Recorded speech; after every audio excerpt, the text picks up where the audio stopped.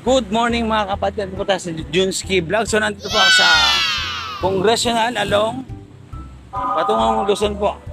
Meron lang akong dinadala na interviewin ko lang po kung paano sila tinatagod yung kanilang mga buhay at sarili. Meron po ako nadaan na mga beauty girls.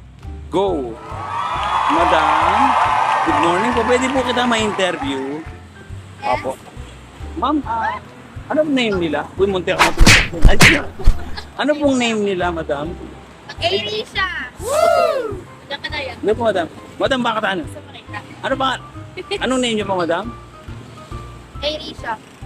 Arisha?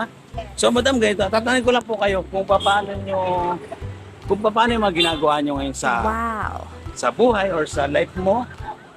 Paano ka nag-work? Anong work mo?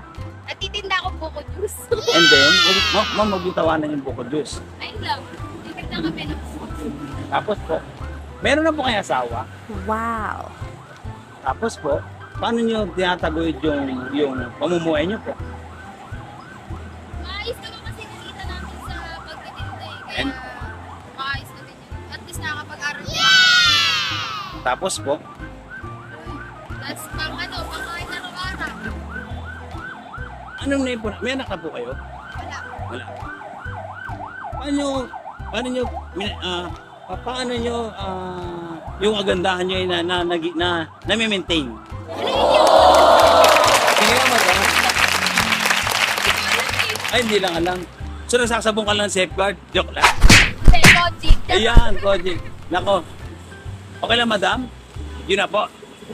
Okay. Madam, tingin ka po yan. Salamat, madam. Thank you po.